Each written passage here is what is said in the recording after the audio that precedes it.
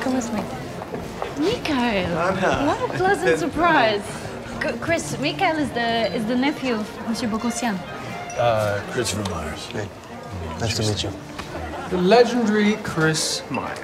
Emery Ogan, notorious playboy, frequents opium dens. How and why the hell did they let you in here? Good to see you.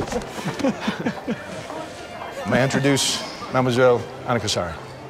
I really like what you guys did with this, and it's a very important film for a lot of different reasons, but talk about one of the reasons why you decided to get involved and the importance of the movie itself. I was embarrassed that I didn't know anything about it at all. And the more I read, just astonished that this isn't widely known.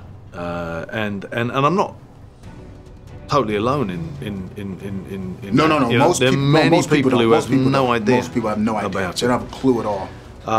But this was an incredibly important moment, tragic beyond belief. There was a great altruism behind the motivation to make this film, because it kind of moves beyond actually just the film, and whilst it focuses on the Armenian genocide, the intent is to enlighten and help people become aware of genocide in general and the genocides that have taken place since this one. And the fact that because this one had no consequences to it, Hitler himself was quoted as saying, does anyone know of the Armenian genocide? And we've had it again and again since this, in the Ukraine, and then with the Holocaust, and in Rwanda, and in Cambodia. And then I was actually watching the news. When I first got sent this script, I was watching the news, and it was the Yazidis. Yeah, it happens all the time, all over the globe. And films like this are important so that it causes you to pay attention to the other atrocities that are happening around the world. And all the proceeds from this are going to charities that raise awareness towards genocide and try to provide proof of it so that people can be held accountable for it. Oh, very cool. It was just very much felt the right thing to do, and was fascinating to me. Now, you guys shot in several different locations. What was your favorite where you shot, and why in particular? I think probably for me it would have been Portugal, because when I was about 10, my dad was an interesting character, and I came home from school one day and he'd gotten in a bit of trouble, and he said, "Hey, you ever heard of Portugal?" "Yeah."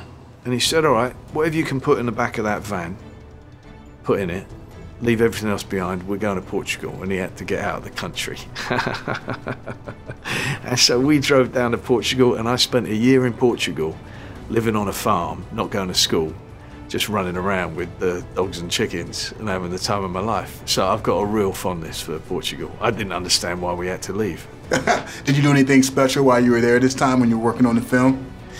I just love going walking around, getting lost in cities, and I didn't know Lisbon. We hadn't been to Lisbon before, but yeah, I went strolling about Lisbon and meeting locals on the street, and yeah.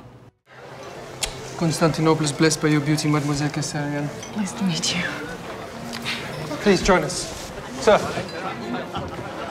I'm so happy we get to meet when I'm not teaching. Yes, what a surprise.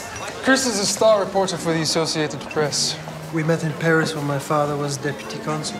His father was a spy. That's why you were such a good drinking companion. You were looking to expose us. A toast to old friends and new. Cheers.